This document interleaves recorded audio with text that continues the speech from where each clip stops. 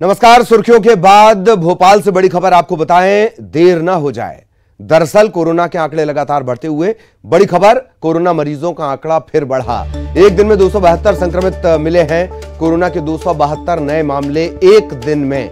सितंबर के बाद एक दिन में पहली बार यह हुआ है आंकड़ा इस तरीके से बढ़ा है। 272 संक्रमित।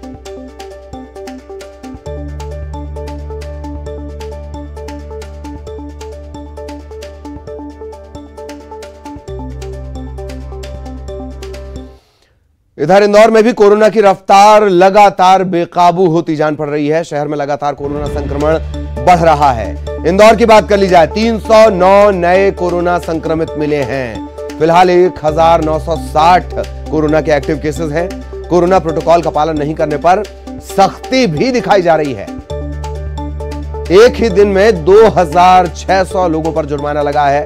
जुर्माने में 3 लाख से ज्यादा वसूले गए हैं।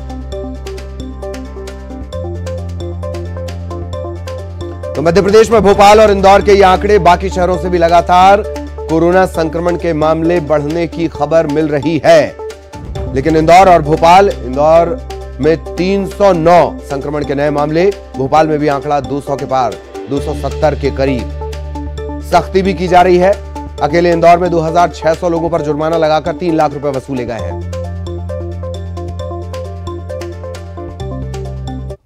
और हालात छत्तीसगढ़ के भी ठीक नहीं। छत्तीसगढ़ में भी आंकड़ा लगातार बढ़ते जा रहा है। 2021 में पहली बार प्रदेश में कोरोना संक्रमित मरीजों का आंकड़ा 1000 के पार पहुंच गया। 24 घंटे के आंकड़े परेशान करने वाले, चिंता करने वाले। प्रदेश भर में कोरोना के 1066 नए मरीज मिले हैं। राजधानी रायपुर में एक बार फिर नए संक्रमित मरीजों का आंकड़ा 300 के पार पहुंच गया है। गुरुवार को राजधानी में 310 संक्रमितों की पुष्टि हुई। ये नए संक्रमित हैं। दुर्ग में 281 नए मरीज, बिलासपुर में 77 नए मरीज, सरगुजा में 60, राजनांदगांव में 59, कोरिया में 37, धमतरी में 33 नए मरीजों की पुष्टि। जबकि 24 घंटे में 5 लोगों की जान चली गई। इस दौरान सूबे में 286 लोगों ने कोरोना को हराया। ठीक होकर, स्वस्थ होकर वो डिस्चार्ज भी हुए।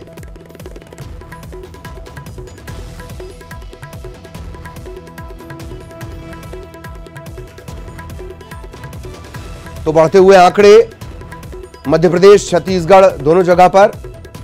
छत्तीसगढ़ में 24 घंटे का आंकड़ा 1066, अकेले रायपुर में 310, दुर्ग में 281। इस बार जो संक्रमण है छत्तीसगढ़ में रायपुर, दुर्ग और बिलासपुर सबसे ज्यादा असर। 24 घंटे में 1066 नए मरीज। मध्य प्रदेश के आंकड़े भी परेशान करने वाले। अकेले भोपाल में 200 के पार, इंदौर में 300 के पार आंकड़े। छत्तीसगढ़ में 24 घंटे में 1066 संक्रमण के नए मामले, जबकि 5 लोगों की जान चली गई है। बाकी शहरों के भी हाल छत्तीसगढ़ में ठीक नहीं। दुर्ग में 281 नए संक्रमण के मामले, जबकि बिलासपुर में 77, सरगुजा में 60, राजनांदगांव में 59, कोरिया में 37, धमतरी में 33 नए मरीजों की पुष्टि। 5 लोगों की जान चली गई। कोरोना को हराने वालों का आंकड़ा फिर कम होता हुआ।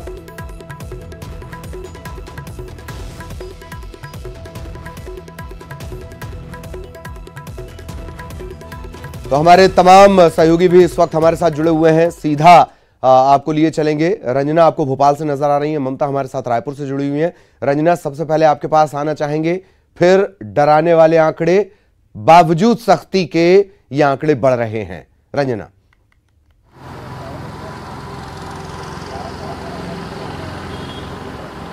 जी ललित, बिल्कुल। राजधानी भोपाल की अगर बात करी जाए तो दिन प्रतिदिन अगर यहाँ पर कोरोना मरीजों का जो ग्राफ है, जो इजाफा है, वो उसमें लगातार हो रहा है। और कल की अगर बात करी जाए राजधानी भोपाल में कोरोना संक्रमितों की, तो ये आंकड़ा 272 के पार पहुँच गया। यानी हर रोज 100 से ज़्यादा जो मरीज है उनका ग्राफ बढ़ रहा है। अगर बुधवार की बात करी जाए तो 150 से ज़्यादा की संख्या में जो है कोरोना संक्रमित मरीज मिले हुए थे। और अगर कल की बात करी जाए तो एक दिन में ही ये आंकड़ा बढ़कर 272 पर पहुँच गया। ऐसे में चिंताजनक हालात तो हैं और चिंता की बात भी है कि आखिर मध्य प्रदेश की जो राजधानी भोपाल है यहाँ पर लगातार कोरोना मरीजों की पॉजिटिव जो केसेस हैं वो लगातार बढ़ रहे हैं।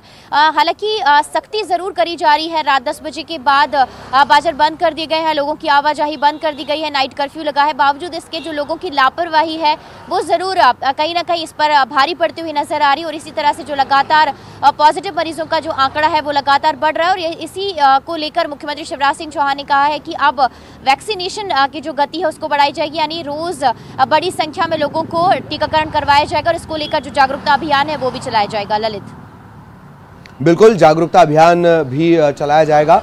ममता, आपके पास आना चाहेंगे। छत्तीसगढ़िया फिर से लापरवाह, 1066 24 घंटे में। ममता,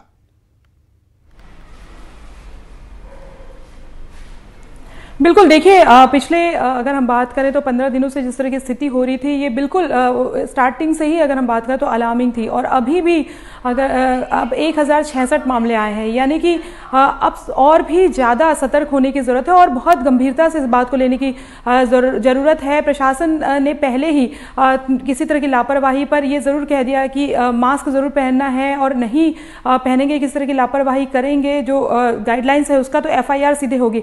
लेकिन उसका असर भी अगर हम बात करें तो नहीं दिखाई दे रहा है। आप देखेंगे कि लोगों की भीड़ एक जगह इकट्ठी होती है। दूसरी बात यह है कि सड़क पर आप अमूमन लोगों को देखेंगे कि जगह जगह पर अगर जांच भी हो रही है, जुर्माना लगाया जा रहा है, उसके बाद भी लोग नहीं संभल रहे हैं और मास्क नहीं पहन रहे हैं। और कई बार ज़्यादातर लोग आप देखेंगे कि अगर मास्क पहनते भी हैं तो बहुत औपचारिकता निभा रहे हैं। प्रशासन की तरफ से अगर हम बात करें तो बार बार लोगों को अलर्ट किया जा रहा है। लेकिन वहीं एक अलार्मिंग बात यह भी है कि इस बार जो संक्रमित हो रहे हैं वो 25-25 दिन तक के भर्ती होने के बाद डिस्चार्ज हो पा रहे हैं, यानी कि एक जो मरीज है वो 25 दिन तक एक बेड ऑक्यूपाई करके रखता है। तो ये चीजें जो है वो काफी अलार्मिंग है, लोगों को समझने की जरूरत है। अस्पतालों को यही सबसे बड़ी चुनौती है कि ये अलार्म छत्तीसगढ़िया के कान पर असर क्यों नहीं करता है। बहुत बहुत शुक्रिया ममता आपका, रंजना आपका भी इस तमाम जानकारी के लिए। सहयोगी ममता और रंजना हमारे साथ जुड़ी हुई थी। खबर ग्वालियर से है जहां कलेक्टर पर जुर्माना लगा है। हाईकोर्ट ने कलेक्टर पर, गुना कलेक्टर पर 10,000 का जुर्माना लगाया है। रासुका की गलत कार्रवाई की गई थी। राष्ट्रीय सुरक्षा कानून NSA, नेशनल सिक्योरिटी एक्ट, दरअसल एक नमकीन कारोबारी पर रासुका लगा दी गई थी। ये मामला अदालत पहुंचा। व्यापारी ने अदालत का दरवाजा खटखटाया और उसके बाद हाईकोर्ट ने आदेश दिया। कोर्ट ने इस मामले में अग्रिम जमानत भी दे दी थी। जमानत के बावजूद रासुका लगाई गई। रासुका की जानकारी भेजने में भी देरी की गई।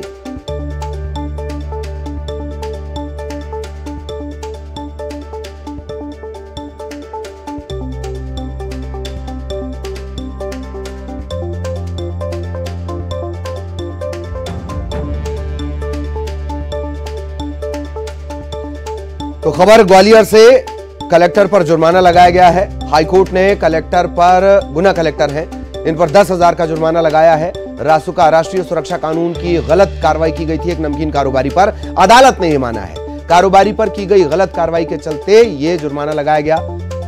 हाईकोर्ट ने आदेश दिया है। कोर्ट ने इस मामले में अग्रिम जमानत दे दी थी, बावजूद इसके रासुका लगा दी गई। सुशील हमारे सहयोगी इस वक्त हमारे साथ जुड़े हुए हैं। सुशील, वो दौर जबकि अफसरशाही थोड़ी बेकाबू हो रही है, भले ही चाहे कोरोना के चलते हो रही हो, फ्री हैंड देने के चलते हो रही हो, ये बड़ा आदेश है, बड़ी नजीर पेश करेगा ये। सुशील, बिल्कुल देखिए, ग्वालियर हाईकोर्ट का ये लगभग तीसरा आदेश है जिसमें कलेक्टर के खिलाफ 10,000 रुपए के जुर्माने की कार्रवाई की गई है। और कार्रवाई इसलिए हुई है कि कलेक्टर ने जो रासुका लगाई थी वो रासुका गलत तरीके से लगाई थी। ये मामला ताजा जो है गुना जिले के एक कारोबारी का है। सुलभ शर्मा नाम के कारोबारी है, नमकीन कारोबारी। उनकी फैक्ट्री पर छापामार कार्रवाई की थी 20 नवंबर 2020 को खाद्य विभाग की टीम ने। और छापेमारी के बाद इनके खिलाफ अगले दिन मामला दर्ज किया गया था फूड एडल्ट्रेशन एक्ट और IPC की धारा के तहत। और इसके बाद 28 जनवरी को चूंकि इनको अग्रिम जमानत मिल चुकी थी, उसके बावजूद 28 जनवरी को गुना कलेक्टर ने इनके खिलाफ रासुका की कार्रवाई कर दी। और इस कार्रवाई का जो जानकारी राज्य सरकार को भेजी थी वो भी देरी से भेजी गई थी। यही वजह है कि जो नमकीन कारोबारी है उन्होंने याचिका दाखिल की थी और रासुका को निरस्त करने की गुहार लगाई थी। हाईकोर्ट ने मामले की जांच की, सुनवाई के बाद ये पाया कि कलेक्टर ने गलत तरीके से इसमें रासुका लगाई थी, लिहाजा रासुका निरस्त कर दी है। साथ ही गलत कार्रवाई करने के लिए कलेक्टर के खिलाफ 10,000 का जुर्माना भी लगाया गया है। आपको बता दें कि इससे पहले ग्वालियर कलेक्टर और उसके बाद मुरैना कलेक्टर के खिलाफ भी इसी तरह से गलत तरीके से रासुका लगाने पर 10-10 हजार रुपए के जुर्माने की कार्रवाई हो चुकी है। तो कहीं ना कहीं ये जो लगातार मामले सामने आ रहे हैं, नजीर भी पेश कर रहे हैं, साथ ही और जो प्रशासनिक अधिकारी है उनकी कार्यशैली पर भी इस आदेश के बाद सवाल खड़े होते हैं कि जो रासुका की कार्रवाई हो रही है कहीं ना कहीं उसमें अफसर संयम नहीं बरत रहे हैं, जल्दबाजी में गलत तरीके से कार्रवाई कर रहे हैं। जी जी जी, बहुत बहुत शुक्रिया सुशील इस तमाम जानकारी के लिए।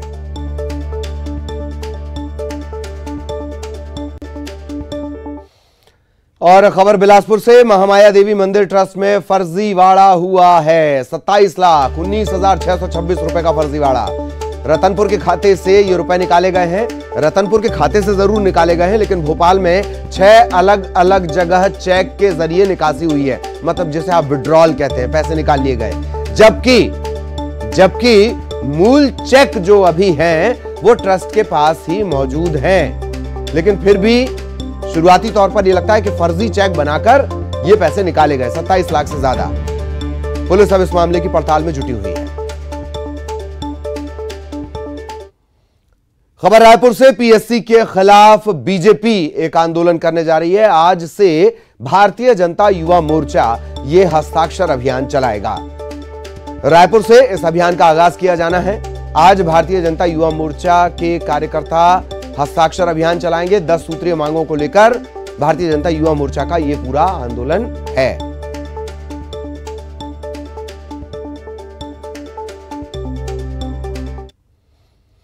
इधर रायपुर में खेले जा रहे रोड सेफ्टी वर्ल्ड सीरीज का दूसरा सेमीफाइनल मैच श्रीलंका लीजेंड्स बनाम साउथ अफ्रीका लीजेंड्स के बीच खेला जाएगा। दोनों टीमों के बीच इस मुकाबले के बाद यह तय होगा कि फाइनल में कौन सी टीम इंडिया के साथ भिड़ेगी। इस मैच की विजेता टीम का मुकाबला 21 मार्च को फाइनल में इंडिया के साथ होना है। गौरतलब है कि इंडिया ने वेस्टइंडीज को पहले सेमीफाइनल मुकाबले में मात दी थी और इंडिया की टीम पहले ही फाइनल में जगह बना चुकी है।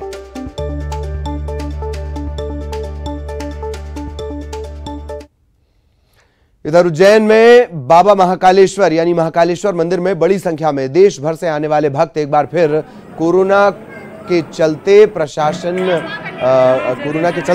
की चिंता बढ़ गई है और भक्तों पर भी पाबंदी लग सकती है। दरअसल जनवरी महीने में उज्जैन में संक्रमितों का आंकड़ा 1-2 या कभी कभी 0 पर रहा, लेकिन अब पिछले एक हफ्ते से इसकी रफ्तार करीब 100 गुना बढ़ गई है। अब रोजाना 30 से ज्यादा संक्रमित मिल रहे हैं। इसके बाद महाकाल मंदिर प्रबंधन समिति की बैठक में निर्णय लिया गया था कि शिवरात्रि के बाद पहले सोमवार से भस्म आरती में भक्तों को प्रवेश मिलने लग जाएगा, लेकिन अब कोरोना की रफ्तार और रोजाना बढ़ते आंकड़ों को देखते हुए इस फैसले को आगे बढ़ा दिया गया है। मार्केट भले ही बंद हो जाता हो, हालांकि हमारा जो 144 का आदेश है उसमें मार्केट के समय से संबंधित कोई भी पाबंदी नहीं है, लेकिन फिर भी जो मंदिर से संबंधित व्यवस्थाएं हैं, खासतौर पर प्री बुकिंग से ही जो चीजें चल रही हैं वैसी ही चलती रहेंगी। अगर उसमें कुछ श्रद्धालुओं की संख्या घटानी है तो हम लोग 1-2 दिन में निर्णय ले लेंगे। भस्म आरती और गर्भगृह में प्रवेश पहले से प्रतिबंधित था। हम लोग 15 तारीख के आसपास उस पर एक रिकंसिडर करने वाले थे, लेकिन उस पर प्रतिबंध जो है वो यथावत आगे भी चलता रहेगा। और जहां तक समय की बात है या फिर जो श्रद्धालुओं की संख्या की बात है वो हम लोग 1-2 दिनों में डिसाइड करेंगे। बैतूल में तेज आंधी के साथ बारिश और ओलावृष्टि से भारी नुकसान हुआ है। बीती रात गरज के साथ जमकर बारिश हुई। शाहपुर और घोड़ा डोंगरी ब्लॉक में सबसे ज्यादा ओलावृष्टि हुई है। इससे गेहूं और चने की फसलों को काफी नुकसान हुआ। इस समय ज्यादातर स्थानों पर खेत खलिहानों में गेहूं और चने की फसल काट कर रखी गई है। कई स्थानों पर फसलें कटने के लिए तैयार हैं। ऐसे में अचानक हुई इस बारिश और ओलावृष्टि ने किसानों को एक बार फिर चिंता में डाल दिया है। और यहां रुकेंगे एक ब्रेक के लिए।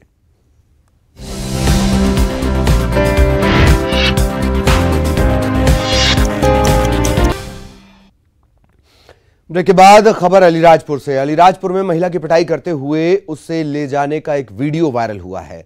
बताया जा रहा है कि प्रेम प्रसंग के शक में महिला के मायके वाले उसकी पिटाई करते हुए उसे ले गए। महिला गुजरात में मजदूरी करती थी। यहां से वो अपने पति से पूछे बगैर वापस ससुराल आ गई। पिटाई का वीडियो वायरल होने पर पुलिस ने मामला दर्ज किया है, लेकिन अब तक किसी की गिरफ्तारी नहीं हुई है।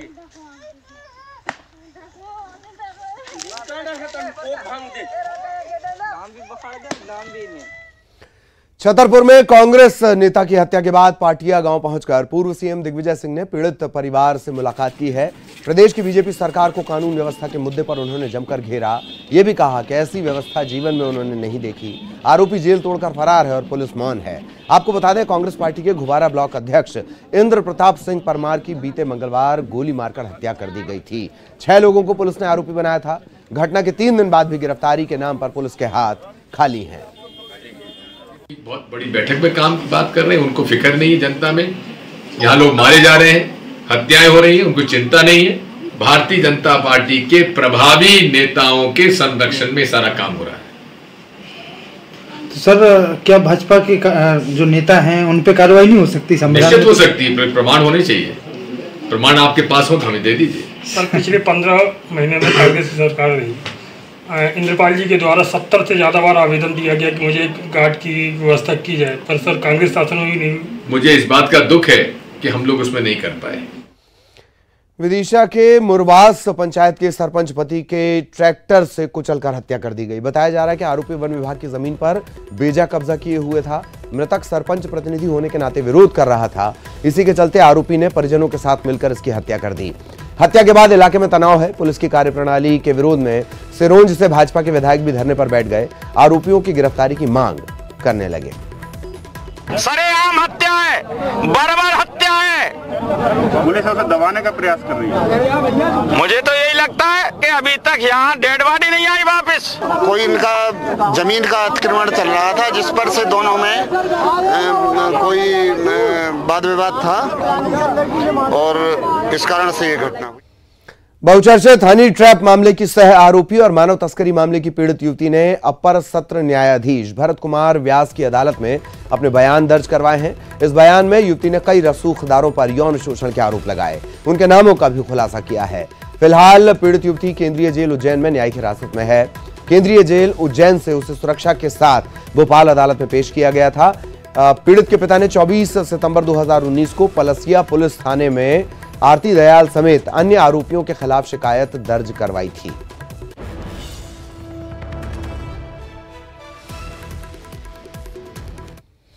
दमोह में देवेंद्र चौरसिया हत्याकांड में पूर्व वित्त मंत्री जयंत मलैया के बेटे सिद्धार्थ मलैया ने प्रेस कॉन्फ्रेंस कर पुलिस की कार्रवाई पर सवाल खड़े किए। सिद्धार्थ ने कहा कि सुप्रीम कोर्ट की टिप्पणी और नोटिस से पहले प्रशासन ने नियमों के तहत कार्रवाई नहीं की। आरोपियों को भरपूर संरक्षण दिया। साथ ही पथरिया विधायक रामबाई का पारिवारिक क्राइम रिकॉर्ड सार्वजनिक किया गया। इसमें सिद्धार्थ ने बताया कि पथरिया विधायक पर 11 केस और 1 हत्या का केस दर्ज है। विधायक पति के ऊपर 5 हत्याओं समेत 27 केस दर्ज हैं। देवर चंदू उर्फ कौशलेंद्र परिहार पर 8 हत्या समेत 50 केस हैं। भतीजे गोलू परिहार पर 2 हत्या समेत 22 केस हैं। पूरे परिवार पर 16 हत्या समेत 100 से ज्यादा अपराधों की सूची उन्होंने सार्वजनिक की है। 6 लोगों के ऊपर, और उसमें से कुछ लोग और बाकी हैं जिनके रिकॉर्ड नहीं लिए गए, उनके ऊपर भी 50 से ज्यादा FIR हैं। और सिर्फ ये दमोह जिले के सागर जबलपुर के अन्य हैं, कुछ हैं, और ललितपुर झांसी की भी। ये डेटा, ये जानकारी हम इकट्ठी कर सकते हैं और पुलिस प्रशासन इकट्ठी नहीं कर सकता। मंडला में केंद्रीय इस्पात राज्य मंत्री फग्गन सिंह कुलस्ते ने कोरोना वैक्सीन पर बयान देते हुए कहा कि कोरोना वैक्सीन कोई भूत नहीं है जिससे लोग डरें। वैक्सीन आज नहीं कल सबको लगानी ही पड़ेगी। स्वास्थ्य विभाग के गाइडलाइंस का सभी को पालन करना है। अरे तो वही तो मैं कह रहा हूँ कि इसको डरने की जरूरत नहीं है। कल तक ये मानते थे कि पता नहीं कौन सा इंजेक्शन लगा देंगे। भैया, इसको स्वस्थ रहने के लिए ये सबको लगवाना पड़ेगा धीरे धीरे। जबलपुर में गुरुवार को किडनैपिंग का सनसनीखेज मामला सामने आया। IPL सट्टे में हारे 30,000 रुपए वसूलने के लिए सटोरियों ने एक युवक को अगवा कर लिया, लेकिन परिजनों की शिकायत पर पुलिस के एक्टिव होने से जैसे ही किडनैपर्स को यह जानकारी मिली कि पुलिस एक्टिव है, इन लोगों ने युवक को एक मेडिकल कॉलेज के पास छोड़ा और फिर फरार हो गए। पुलिस ने अपहरण और मारपीट का मामला दर्ज किया है। आरोपियों की तलाश जारी है। ये सचिन गुप्ता नामक व्यक्ति हैं जो मारुति चौक आधारतारण के रहने वाले हैं। सूरतलाई में एक उड़ान कंपनी है, वहाँ पे एज ए सेल्समैन नौकरी करते हैं।